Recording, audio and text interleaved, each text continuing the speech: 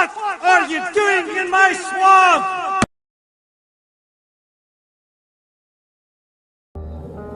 Hello everybody, this is Overboy, and I'm going to be doing my review for the 1988 movie Phantasm 2. So in this movie, Mike has been released from a mental institution and teams up with Reggie and some new friends to try to defeat the Tall Man once again. And in this movie, him and Reggie are kind of going on a road trip, going to different places where the Tall Man has been at, trying to catch him and everything, and they end up making a couple friends along the way. One of them is Alchemy, this woman that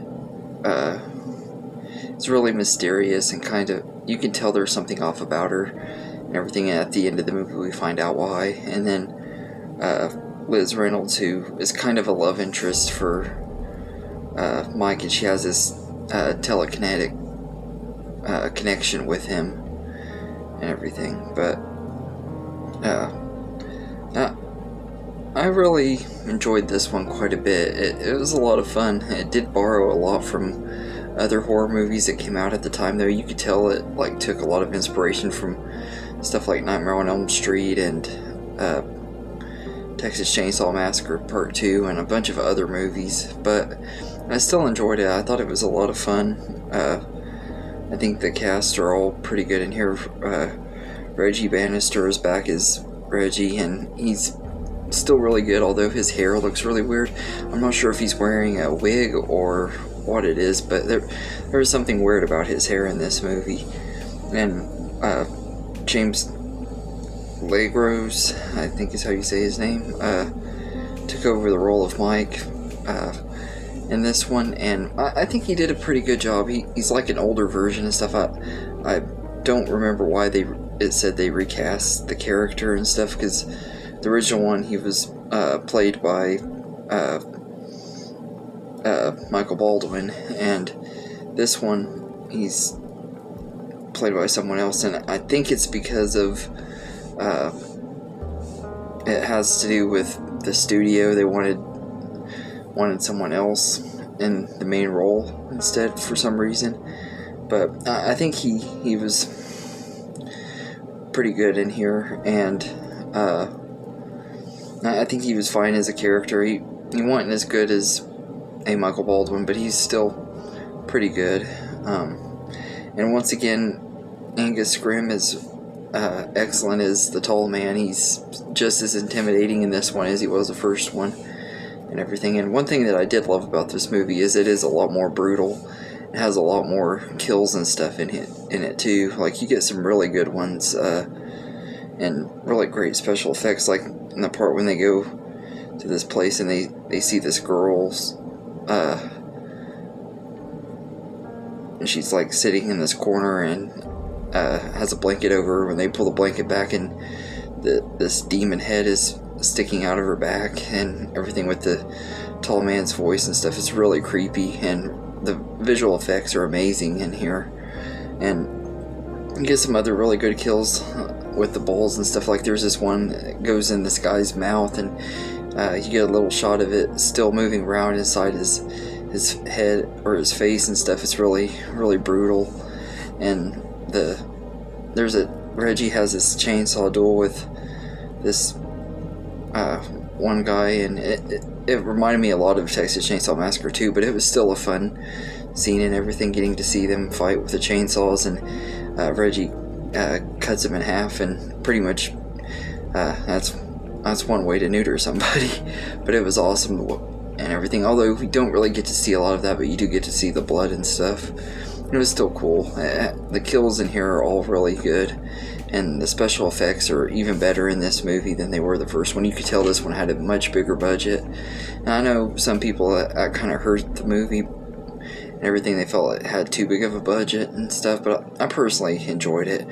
It didn't really bother me. I expected it to have a bigger budget, because that's what usually happens with horror movies. The first ones usually have really good special effects, and the next one have to go.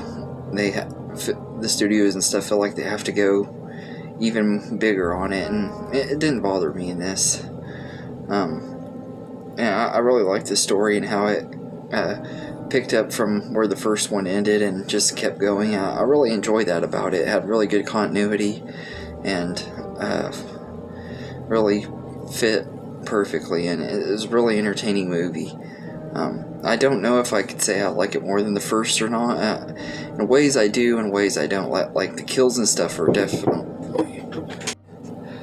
definitely better in this movie. That it had really great kills and special effects and stuff, but I think I like the story of the original one a little bit more and everything.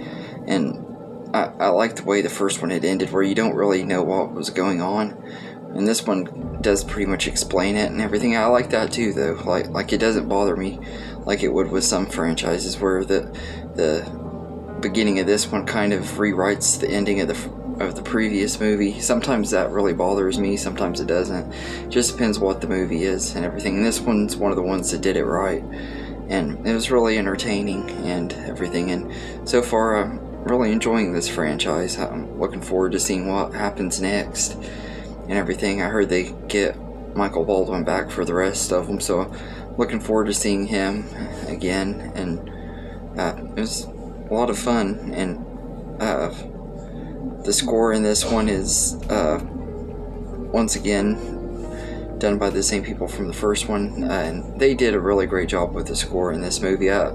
It's just as good as it is in the first one, and I love, like, this movie doesn't fit, even though it has a bigger budget and stuff, it feels like it still fits with the first movie and stuff. Like some franchises, when the bigger their budgets get, the more they feel like they fit in with previous installments, but this one, it works perfectly. I'm curious to see where the rest of this franchise goes and everything, but I enjoy this one. I don't think it was as bad as some people have told me it was, because I know there were some people that don't like it just because of them recasting Mike and stuff, but I personally thought he was fine in the role.